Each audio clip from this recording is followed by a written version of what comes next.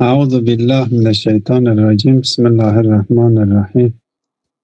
Elhamdülillahi Rabbil alemin. Ve salatu ve selamu ala seyyidina ve nebiyyina Ebil Kasımil Mustafa Muhammed ve alihi tayyibine tahirin ve ashabihil muntecebin.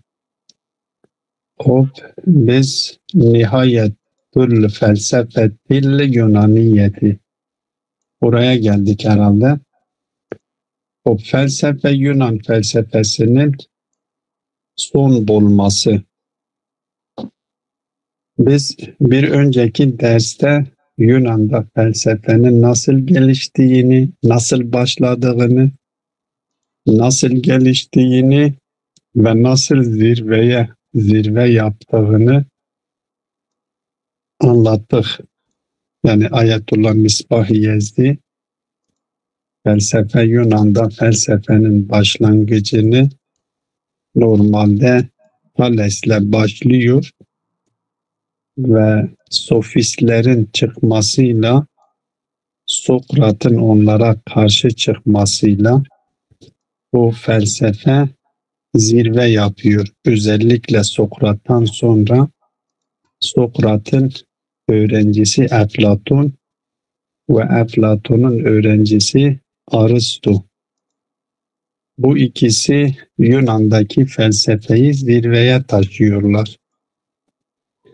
Ve o zaman zaten felsefe kelimesi kullanıldığı zaman felsefe sofist karşısında kullanılan bir kelimedi ve sofistler ilme karşı idi.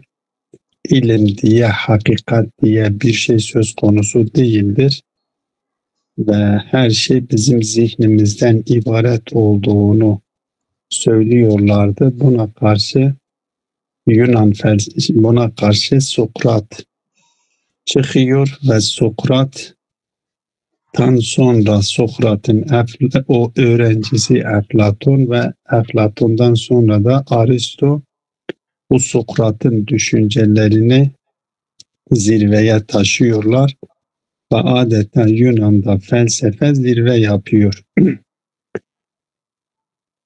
Ondan sonra bu zirve yaptıktan sonra yavaş yavaş bu felsefe artık kendi miladını dolduruyor ve bitecek bir noktada. Genelde bu dünyada bütün varlıklar öyledir. Düşünce sistemleri de öyledir. Varlıklar da öyledir. İlk önce hayata başlıyor ve gelişiyor ve sonunda bitmeye yöneliyor, bitiyor. Felsefede düşünce noktasında düşünce sistemlerinin gerilemesine ve sonra çökmelerine neden olan amilleri en genel anlamda iki unvan altında toplamamız mümkündür. Bütün düşünce sistemlerine baktığımız zaman bu düşünce sistemleri bir noktada başlıyor, gelişiyor, zirve yapıyor, tekrar gerileme yapıyor ve bitiyor. Tekrar yine birileri geliyor, bu düşünce sistemlerini yeniliyor, yine hayata hayata çekiyor. Genel anlamda bu düşünce sistemlerinin gerilemesine sebep olan ve sonradan çökmelerine neden olan iki amil zikredebiliriz. Bir tanesi liyakatsiz insanların başa gelmesi, ikincisi de düşünce ve fikir öğretebilecek potansiyele sahip olan insanların ortada olmamayışıdır. Bazen elbette daha fazla genel olarak baktığımız zaman liyakatsiz insanların başa gelmesiyle siyasi nedenlerden dolayı o baştaki insanın liyakatsizliğinden dolayı fikirlere bir baskı getiriyor ve fikirlere baskı getirdiği zaman fikirlerin gelişmesinin önüne geçiyor. Dolayısıyla fikirler ve düşünceler gitgide gerileme yapıyor ve sonuç itibariyle çöküyor. Ya böyle bir neden söz konusudur ki genelde böyle bir durum söz konusudur. Elbette bazen de insanlar içerisinde fikir öğretebilecek, düşünce öğretebilecek yetilere sahip insanlar söz konusu olmuyor. Ya istidat vardır, dünyaya dalıyor ve dünyaya daldıklarından dolayı fikre, düşünceye önem vermediklerinden dolayı fikir geliştirilemiyor, düşünce geliştirilemiyor, var olan da gerileme yapıyor ve çöküyor. Yunan'da da böyle bir durumu yapabiliriz, göz önünde bulundurabiliriz. Yani bu her iki amil de söz konusudur. Her iki amili de dikkate alabiliriz. Hem liyakatsiz siyasi insanların hükümete gelmesidir. Liyakatsiz insanlar başa geliyor. Siyasiler korkuyor ve korktuklarından dolayı kendi makamlarının elinden gittiklerinden korktuklarından dolayı fikirlere baskı getiriyor ve fikirlere baskı geldiği zaman ister istemez düşünce ve fikir gerileme yapıyor ve sonuç olarak da çöküyor. Bir de hem de düşünce fikir öğretebilecek potansiyelde insanlar da söz konusu değildir. Elbette bunu tespit etmek, bu ikinciyi tespit etmek kolay değildir. Çünkü o ortamı iyi bilmek lazım. Şayet o siyasi atmosfer ve o siyasilerin getirmiş oldukları baskılardan dolayı kimse kendisini ortaya çıkaramıyor. Korkuyor, ortaya çıkarmaktan çekiniyorlar. Elbette bazen de dediğim gibi dünyaya dalınıyor. Dünyanın zevkine insanlar daldıkları zaman fikre önem verilmiyor ve fikre önem verilmediği yerlerde de fikirlerin fikirlerin çökülmesi de doğal oluyor. Yunan'da da Eflatun ve Aristo'dan sonrakiler genelde Eflatun ve Aristo'nun düşüncelerini tanzim ediyorlar. Onları şerh ediyorlar. Onları yeni şeylere koyuyorlar. Yeni kalıplara sokuyorlar. Ve Yunan'da felsefe, bilim, düşünce için bir ortam oluşuyor. Ta ki şeye kadar bu Yunan İmparatorluğu Hristiyanlığı kabul edinceye kadar, bu Yunan İmparatorluğu Hristiyanlığı kabul ettikten sonra artık düşünceye yönelik bir baskı söz konusu oluyor. Ve o baskı söz konusu olduktan sonra en azından fikir ve düşünceye karşı muhalefetin yapılmasına izin veriyor. Ve en son olarak 529'da tamamıyla düşünce sistemlerinin kapatılmasının, felsefi düşüncelerin merkezlerinin kapatılmasına emir veriyor ve düşünce merkezleri kapatılıyor. Dolayısıyla Yunan'da artık felsefe son bulmaya yüz tutuyor. Bunu okuyalım, sonra ondan sonraki İslam dünyasını kendisi değerlendiriyor, açıklıyor. Nihayetül felsefetil Yunaniyeti ve ba'de Eflatun ve Aristo merret fitretun in gamese fiha tullabuhuma fi cem'in ve tenzimin ve şerhi ehvali esatizetihim.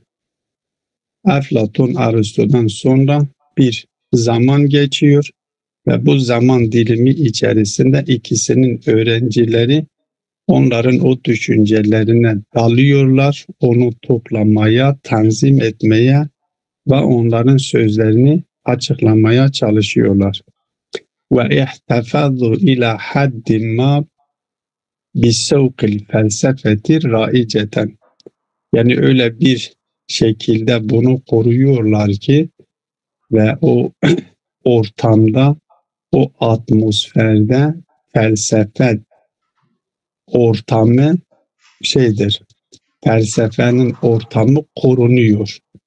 O felsefenin gittikçe de toplum içerisinde ravaç buluyor. وَلَكِنَّهُ لَمْ يَسْتَمِرَّ ذَٰلِكَ طَوِيلًا حَتَّى تَحَوَّلَ ذَٰلِكَ الرَّوَاجُ اِلَى كَسَادِ. Elbette bu uzun sürmüyor. Belli bir zaman sonra artık kesada, gerilemeye dönüşüyor. Ve asbahat bida'atul ilmi vel ma'rifeti la tecidu men yeşteriha. Artık ortam öyle bir şekilde oluyor. Artık bu düşünceyi, bilgiyi satın alabilecek, onlara rağbet gösterecek, bilgiye değer verecek kimse artık kalmıyor. Ortam söz konusu değildir. Feşedde erbabul ilmi vel fenni rihalehum ilel İskenderiye. O Yunan'dan artık İskenderiye'ye o ilim sahipleri bakıyorlar ki ortamda kalmış oldukları o Aristo, Eflatun'un bulunduğu bölgelerde artık kimse ilme, sanata, bilgiye kimse önem vermiyor. Bunlar hepsi yavaş yavaş kendi yüklerini alıp İskenderiye'ye gidiyorlar. Ve ittehazuha mekanen litta'limi ve tecaribi ve zallet hâzihil medinetu merkezen lil ilmi vel felsefeti hattel karnir rabi' ba'del milad. Artık belli bir süreç içerisinde bu İskenderiye talim, ilim, öğretim merkezine dönüşüyor ve orada kendileri bu alimler yerleşiyorlar. Felsefe ve ilim merkezi haline geliyor ta 4. asra kadar, miladinin 4. asrına kadar. وَلَكِنَّهُ مُنْ آمَنَ İmparator Rum بِالْمَسِحِيَّةِ وَأَخَذَ يُرَوِّجُ عَقَائِدَ الْكِنِيسَةِ بِعِنْوَانٍ أَنَّهُ آراء الدَّوْلَةِ رَسْمِيًّا فَإِنَّهُ تَرَكَ الْبَابَ مَفْتُوحًا لِمُخَالَفَةِ الْمَرَاكِزِ الْفِكْرِيَّةِ وَالْعِلْمِيَّةِ. Ta ki Rom İmparatorluğu kendisi Mesih'i, Hristiyanlığı kabul ediyor, kendisi iman ediyor ve Hristiyanlığı bir din olarak kabul ediyor ve Hristiyanlığın akidesini, kiliselerin inancını tervic ediyor, yaymaya çalışıyor ki bunu devletin bir resmi dini haline getiriyor ve bunu resmi din haline getirdikten sonra felsefeye karşı gelmeyi de serbest bırakıyor. Düşünceye karşı gelmeyi, bilime karşı gelmeyi de bunu serbest ediyor. Şayet o zamana kadar elbette araştırılması gerekiyor ki o zamana kadar, yani bu imparator iman etmeden, Hristiyanlığı kabul ettinceye kadar o zaman felsefeye karşı kimse gelmiyordu. Düşünceye, fikre karşı, bilgiye karşı kimse gelmiyordu. Ve ona karşı gelmek de bir anlamda kötü görünüyordu. Ama kendisi iman ettikten sonra, Hristiyanlığı kabul ettikten sonra ve Hristiyanlığı devletin resmi dini haline getirdikten sonra felsefeye karşı gelmeyi, düşünmeye karşı gelinmeyi, ilme karşı gelinmeyi serbest bırakıyor. وتدهور الوضع حتى انتهى إصدار إمبراطور الروم الشرقية جستنيان أمره في عام 529 miladi بإغلاق الجامعات وتعطيل المدارس في Athina ve İskenderiye. Bu durum böyle gelişiyor, devam ediyor. Ta ki Doğu Rum İmparatorluğu Justinian kendisi artık emir ediyor 529'da. İlim merkezlerinin tatil edilmesine, üniversite tabir caizse, o dönemdeki ilmi merkezler, yani bugünün tabiriyle üniversiteler tamamıyla okulların tamamının hem Atina'da hem İskenderiye'de tatil edilmesini emrediyor. فَفَرَّ الْعُلَمَاءُ خَوْفًا عَلَى أَرْوَاحِهِمْ وَلَجَأُوا إلى مناطق أخرى. Doğal olarak alimler artık can korkusuna düştüler. Her birisi kendisini korumak, kendisini o padişahın zulmünden kurtarabilmek için başka mıntıkalara, başka bölgelere kaçtılar ve bidalike intefe meş'alul ilmi vel felsefeti fi zilli imparatoriyeti Rom. Bu şekilde Rom İmparatorluğu'nun sayesinden felsefe ve bilim meşalesi sönmüş oluyor, bitmiş oluyor. Ki buradan şimdi anladığımız kadarıyla işaret ettiğimiz gibi demek ki liyakatsiz insanlar başa geldikleri zaman gücü ele geçirdikten sonra kendi makamından korktuklarından dolayı veya yanlış dini düşüncelerden, yanlış dini anlayışlardan dolayı kendi muhaliflerine yahut da fikir adamlarına baskı getiriyor. Bu baskılar neticesinde fikrin, düşüncenin önüne geçiliyor. Doğal olarak fikirde ve düşüncede gelişmenin önüne geçildiği zaman düşünce ve fikir bitmiş oluyor. Batı dünyasında böyle bir durum yaşanıyor.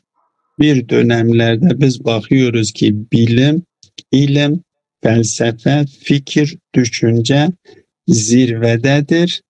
Bir dönemde de biz bakıyoruz ki bu düşünce, fikir gerileme yapıyor ve ta bir noktaya geliyor ki artık sönüyor, hiçbir şey kendisinden kalmıyor, yani o toplumlar içerisinde.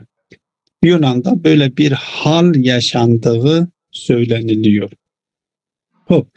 Bu Batı dünyasıyla ilgili olan durumdur. Burada kendisi İslam dünyasındaki duruma işaret ediyor. Tabi burada bu dönemde Batı dünyasında böyle bir durum yaşanırken ki 529'da böyle bir ferman veriliyor.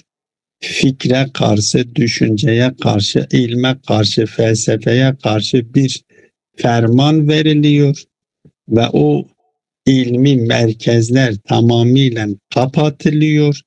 İlim ve düşüncenin önüne geçiliyor. Ama dünyanın başka bir yerinde, bu alemin başka bir yerinde, başka bir bölgesinde Ceziretül Arap dediğimiz Arap Yarımadası'nda birisi Hazreti Muhammed sallallahu aleyhi ve sellem gibi bir insan doğuyor ve bu insan belli bir süre sonra 40 yaşına geldiği zaman kendisine vahiy geliyor ve kendisi kendi peygamberliğini ilan ediyor ve kendisine gelmiş olan vahyin ilk ayeti de ikra ile başlıyor. İkra ile başlayan bir vahiy söz konusudur. Okumak her ne kadar burada ikra deniliyor ise de, yani oku deniliyor ise de okumak demek aslında anlamak için okunulması gerekiyor.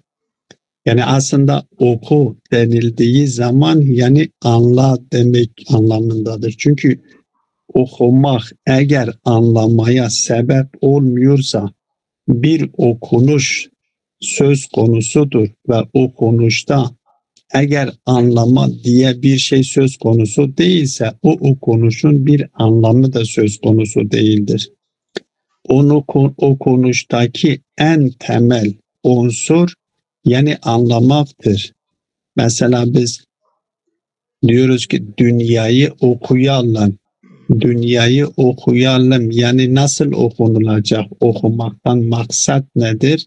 Yani anlamak gerekiyor. Yani aslında Peygamber sallallahu aleyhi ve selleme bu okuma emrinin gelmesiyle aslında insanlığa eğer vahiy Peygamber sallallahu aleyhi ve selleme gelmiş ve Peygamber sallallahu aleyhi ve sellem de bu vahyi insanlara okumuşsa yani adeta Peygamber Allahu Teala Peygamber sallallahu aleyhi ve sellem'den şunu insanlara bildirmesini istiyor. Okuyun. Yani anlayınız. Okumanın gerisinde zımnında bir anlama söz konusudur. Yani anlamak da düşünmekle gerçekleşiyor. Düşünmeden anlamak imkansızdır.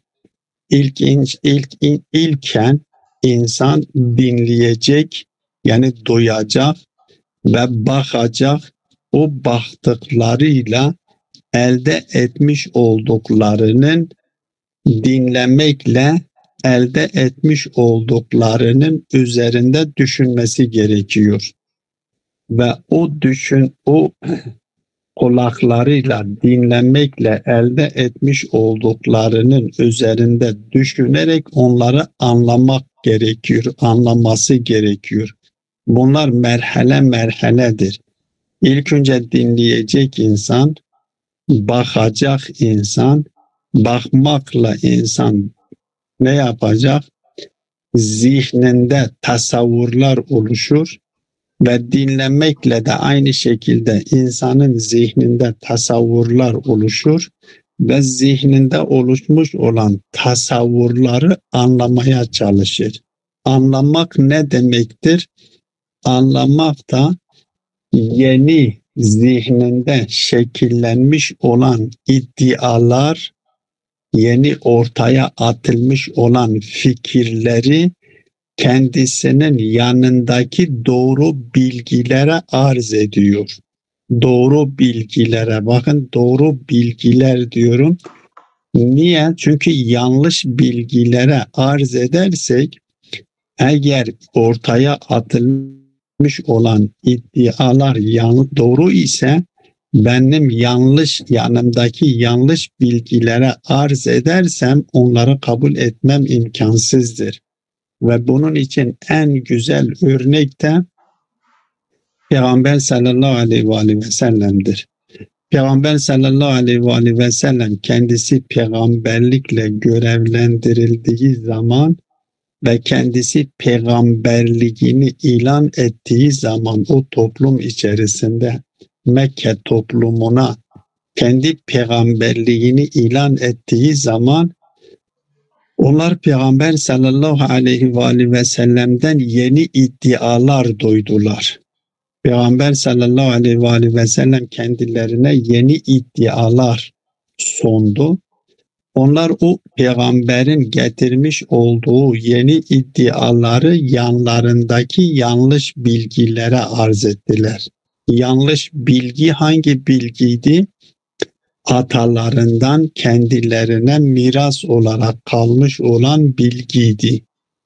O hakim olan kültürün oluşturmuş olduğu bilgilerdi. Peygamber tarafından o yeni bilgileri yanlarındaki yanlış bilgiye arz ettikleri için kabul edemediler. Çoğuları öyleydi. Ekseruhum öyleydi. Yani buradaki vurgulamak istediğim nokta şudur. Yani anlamak denilen, anlamaktan kast edilen şey budur. Benim yeni duyduğum iddiaları, yeni gördüğüm şeylerden zihnime şekillenmiş olan tasavvurları anlamak için yanımdaki doğru bilgilere arz etmem gerekiyor. Yanımdaki yeni doğru bilgilere arz ettiğim zaman eğer yanımdaki doğru bilgileri yalanlamıyorsa kabul etmem gerekiyor.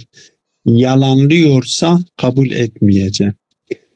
Anlama da budur. Yani Peygamber sallallahu aleyhi ve selleme gelmiş olan vahiy ikra ediyor. Peygamber sallallahu aleyhi ve sellem de bu ikra'yı kendi ümmetine, kendisinin gönderilmiş, kendilerine gönderilmiş olan insanlığa sunuyor. Diyor ikra, adeta ikra'u, yani her insan okuması gerekiyor. Okumak nedir? Anlamak lazımdır. O bir din, bir din Batı dünyasında ikra'ya yasaklık getirirken, okunmaya baskılar getirirken, bir dünyanın bir tarafından, bir bölgesinde, Arap Yarımadası'nda şöyle bir ses ortaya çıkıyor. İkra sesi çıkıyor. Ve bu din artık bu bölgede bilgiye, anlamaya, düşünmeye önem veriyor. Hem Peygamber sallallahu aleyhi ve sellem ve Kur'an-ı Vahyin kendisi bunu söylediği gibi Peygamber sallallahu aleyhi ve sellem de rivayetlerde minel mehdi ilel lahde kadar bilgi edinmesi. Yani okuyunuz. Okumak demek istediğim, yani buna vurgu yapıyorum. Okumaktan maksat yani anlamak. Ve Peygamber sallallahu aleyhi ve sellem'den diyor ki ne kadar uzakta olursa olsun velev ki bisini, bilgi Çin'de de olsa ne yapın? Onu takip ediniz. Onun öğrenmeye çalışın. Onu anlamaya çalışın. Böyle bir vahiy, böyle bir peygamber ortaya çıkıyor, ilme teşvik ediyor ve bunun varisleri olanlar da aynı şekilde, elbette burada kendisi daha fazla imamları ön plana çıkarıyor. 12 imamı ön plana çıkarıyor. Şia olması itibarıyla doğal olarak imamları ön plana çıkarıyor. İmamlar ki peygamberin bilgisinin hazineleridir ve bir taraftan dinin kendisi, din sahibi ki Muhammed sallallahu aleyhi ve sellem ve onun varisleri ki imamlardır. Bunu teşvik ediyor.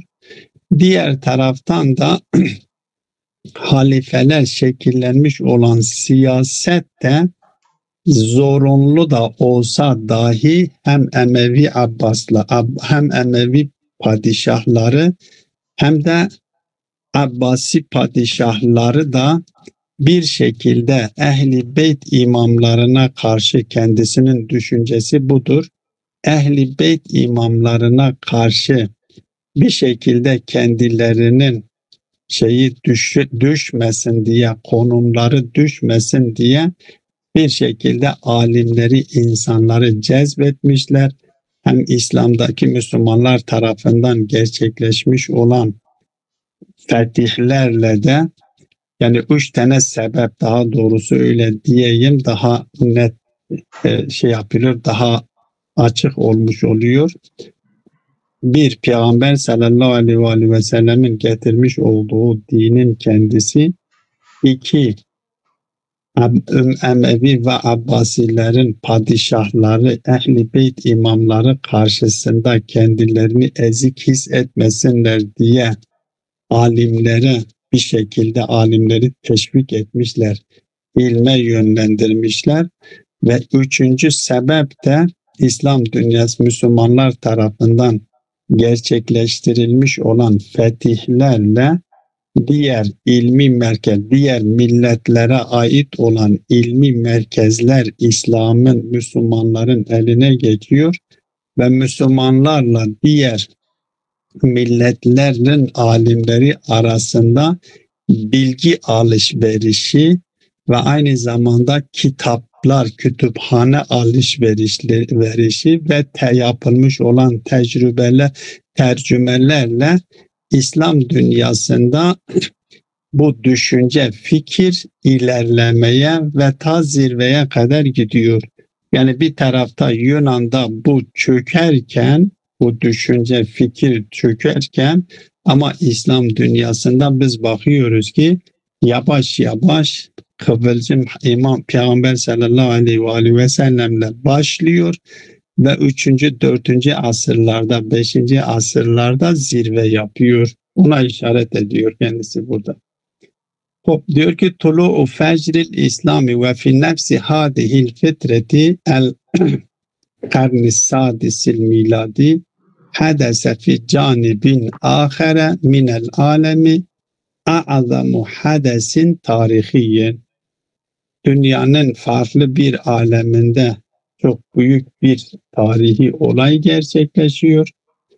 Feşehadet şubhul ceziretil arabiyyeti viladete nebiyyil İslamil a'zam sallallahu aleyhi ve aleyhi ve sellem thumma bi'atetuhu ve hicretuhu. İlk önce Peygamber sallallahu aleyhi ve sellemin doğumu söz konusu oluyor. Ondan sonra bi'setidir ve ondan sonra Peygamber sallallahu aleyhi ve sellemin hicretidir.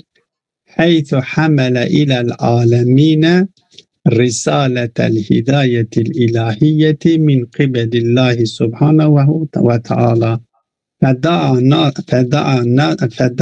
nase fi evveli hutbetin ila taallumil ilmi vel marifeti. İlk adımda başlangıçta kendisi ilme davet ediyor. Ve kânet ulal ayatin nazileti aleyhi ikra bismi rabbikellezi halak ellezi alleme bil kalem ve rafa'a menziletel kıraati vel kitabeti ve taallumi ila zirvetin rafi'atin fe'eşâde bizâlikel esas لأعظم حضارة وأنقى ثقافة وأحيا رغبة في نفوس أتباعه بالتعلم العلم والحكمة. Bununla Peygamber sallallahu aleyhi ve sellem okumanın, yazmanın, öğrenmenin konumunu zirveye taşıyor Peygamber sallallahu aleyhi ve sellem. Ve bu şekilde en büyük bir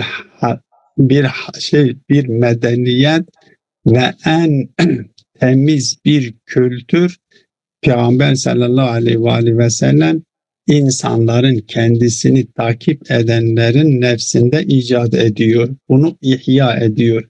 Ki Peygamber sallallahu aleyhi ve sellem minel mehdi ilel lahdi ve en yahrusu aleyhima velev bissini.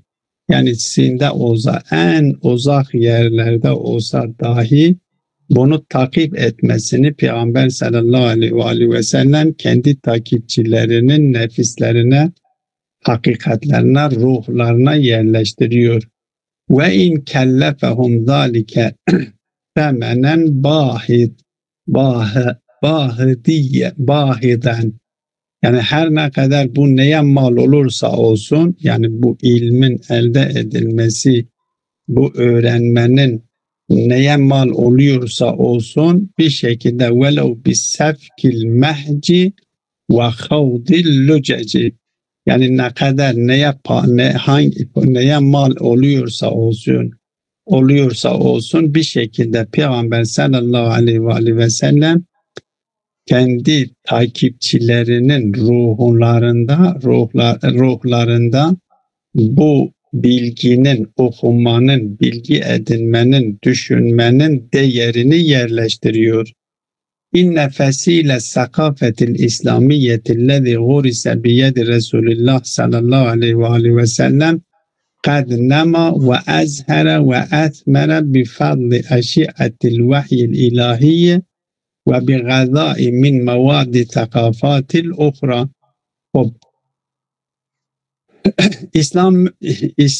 İslam kültürünün diyor fidanı Peygamber sallallahu aleyhi ve sellemin mübarek elleriyle dikildi ve bu fidan büyüdü, gelişti ve vahiyden almış olduğu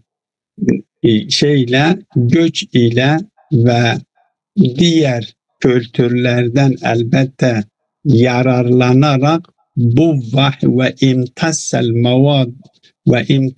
mavadel ham min efkaril insaniyeti bil makayisil ilahiyeti sahiheti ve havvelaha fi butuqetin nakdil bennai ila anasirin nafiatin fi fetretin kasiretin cidden heymene ala cemi'i takafatil alemiyeti. Diyor ki kendisi diğer insanların ortaya atmış olduğu fikirlerden ilahi mikyaslarla, o sahih ve doğru ilahi mikyaslarla o ham maddelerini insanlar tarafından ortaya atılmış olan o düşünceleri de alıp ilahi vahiy ile o sahih ilahi mikyaslarla onu değerlendirdi ve onları eleştiriye tabi tutarak onların faydalı binalar haline getirerek ve az bir zaman içerisinde artık onu genel dünyadaki kültürlere hakim olabilecek nitelikte bunu ilerleyebildiler. فالمسلمون توفروا على أنواع العلوم نتيجة لحث الرسول الأكرم صلى الله عليه وآله وسلم وخلفائه المعصومين. Müslümanlar hem Peygamber sallallahu aleyhi ve aleyhi ve sellemin teşvikiyle hem Peygamber sallallahu aleyhi ve aleyhi ve sellemin halifeleri masum olan imamların teşvikiyle kendileri Müslümanlar farklı ilimleri topladılar. Tereccemu ila'l lugatil arabiyyeti ma khallafehul yunaniyun ve roman vel iraniyun min ulumin. Yunanlılar, Romanlılar ve İranlıların kendilerinden sonra miras olarak bırakmış oldukları o bilimleri, o ilimleri Arapçaya çevirdiler. Ve temesselul anasirel mufidete minha thumma ekmeluha. Sonra onları o faydalı olan unsurları kendileri örnekleştirdiler, onlara aldılar ve onları sonradan kamilleştirdiler. Ve temmet ala eydihim iktişafatun ve ihtiraatun kethiretun fi adedin minel ulum kel cebri vel musellesati vel heyeti vel manaziri vel maraya vel fizya vel kimya. Ve bu bilimler Müslümanların eliyle bu iktişafatlar, keşifler, bu ihtiraatlar gerçekleşiyor. Birçok bilim dallarında Müslümanlar onlardan almış olduklarını kamilleştiriyor ve onlardan yararlanarak birçok keşifler yapıyorlar. Birçok bilimleri öğretiyorlar, keşfediyorlar. Cebir gibi, mesela matematikteki cebir bilimini kendileri keşfediyorlar. Trigonometri, bu müstellesat diyorlar Türkçe'de, trigonometri diyorlar. Üçgenlerin açıları ile kenarları arasındaki bağıntıları konu eden matematik dalıdır. Müstellesatları bunlar keşfediyorlar. Vel heyeti, astronomi bilimini keşfediyorlar. Vel menazir de optik diyorlar. Işık hareketlerini, özelliklerini ışığın diğer maddelerle etkileşimini inceleyen bilim dalıdır. Optik bilim dalı diyor Manazır. Vel maraya, maraya da aynalardır, aynadır. Vel fizya vel kimya. Bunları da Müslümanlar keşfediyorlar. Bu birinci, yani İslam dünyasında düşüncenin, bilginin ilerlemesine sebep olan birinci sebep budur. Peygamber sallallahu aleyhi ve sellem'dir ve Peygamber sallallahu aleyhi ve sellem'den sonra peygamberin halifeleri olan masum imamların teşvikleridir diyor. Bu birinci sebeptir. Bir diğer ikinci bir sebebi burada zikrediyor.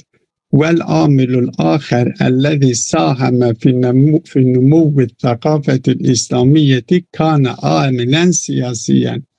İslam dünyasında Müslüman kültürünün ilerlemesine sebep olan ve İslam aleminde bilginin ilerlemesine sebep olan bilimde keşiflerin gerçekleşmesine katkı sağlayan bir diğer amil de diyor ki siyasi amildir. Bu siyasi amil nedir? Ki söylediğim gibi padişahlar, imamlar karşısında, Ehl-i Beyt imamları karşısında kendilerini görmesinler diye, bir boşluk oluşmasın diye, onlar karşısında konumlarını koruyabilsinler diye teşvik ediyorlar, insanları ilme davet ediyorlar. Onların da bu teşvikleri de İslam dünyasında bilimin gelişmesine sebep oluyor. El-echizetul hukumiyyetul zalimetu li beni Umeyye ve benil Abbas elleti ihtellet bi gayri hakkin mesnedel hükümetil İslamiyeti. İslam hükümetinin makamını haksız yere bunlar ihlal etmişlerdi. Kanet teş'uru bil haceti şedideti ila kaidetin şa'biyetin beynel müslimine. Bunlar fark ediyorlar toplum içerisinde, Müslümanlar içerisinde, bir Müslümanların içerisinde bir konumlarının olmasının ciddi bir şekilde bir ihtiyaç olduğunu hissediyorlar. Yani kendilerini, kendi konumlarını Müslüman topluma dayandırmak zorunluluğu hissediyorlar. Ve ma'a vücudi ehli beyti Nebi sallallahu aleyhi ve sellem ve hum evliyâ'un nâsi bil hakkı, ki bu ehli beyt, ki Şia ehli düşüncesiyle, bakış açısıyla kendisi tabi de yapıyor. Ve hum evliyâ'un nâsi bil hakkı beyne zahraniyihim ve hum ma'denul ilmdir ve huzzânu vahyillahi fakat eşâhetil anzimetul hakimetu biveciha anhum. O hakim olanlar kendilerine sırt çevirmişlerdi. Onlar aslında normalde bu makama gelmeleri gerekirken bu makam onlardan gasp edilmişti ve bunlar kendileri yüz çevirmişlerdi. Ve ahadet tezibul efrada bit tehdidi ve tatmi'i ve havale ekseruhum en yüzeyyine belatehu bimecmu'atin minel ulemai ve ashabir ra'yi muzavvideyni bi'ulumil yunaniyine ve rumaniyine ve iraniyine leallehum yestati'une iğna'en nasi anir rucu'i ile eimmeti ehlil beyt. Onlar bir şekilde korkuyla, baskılarla veya tatmi ile bir şeyler kendilerine vererek onları bir şekilde cezbetmeye çalışıyorlardı. Ve bu şekilde kendi saraylarını bir kısım alimlerle, ulema-i ra'i ve Yunanlıların ilmiyle donanmış, Romanlıların ilmiyle, İranlıların ilmiyle donanmış bir kısım alimlerle kendi saraylarını bir şekilde zinetlendirmişlerdi. Ki bu şekilde bu alimleri kendi etraflarında toplayarak toplumun, insanların Ehl-i Beyt'ten uzaklaştırabilsinler. Artık toplum ehli beyte müracaat, ehli beyt alimlerine, ehli beyt imamlarına müracaat etmeye gerek duymasın, ihtiyaç duymasın diye bunlar bu alimlerle kendi saraylarını bir şekilde zinetlendirmişlerdi. Kendi etrafında bu alimleri toplamışlardı. Artık toplum bu alimlere müracaat ederek ehli beyten müracaat etmekten artık ihtiyaç hissetmiyordu. Bu siyasi neden de bir şekilde bu alimleri teşvik ederek, bilahare ulemayı oluşturarak, alimleri yetiştirerek kendi etrafında toplumun teveccühünü kendilerine, kendi etraflarındaki alimlere yönelterek artık ehli beyt alimlerine, ehli beyt imamlarına müracaat etme ihtiyacını duymasınlar diye bu şekilde alimleri toplamışlardı, ilme teşvik etmişlerdi. Bu da ikinci sebeptir. Yani bir şekilde bu da İslam dünyasında bilimin gelişmesine sebep olan sebeplerden ikincisidir. Hocam, burada durmayalım. Bizim bir dersimiz başlayacak. Bir de tamamdır. Arada zaman bitiyor değil mi? Zaman da bitiyor. Evet. Burada bir zaman yeter değil mi? Tamam. Evet. Sallallahu ala Muhammedin ve alihi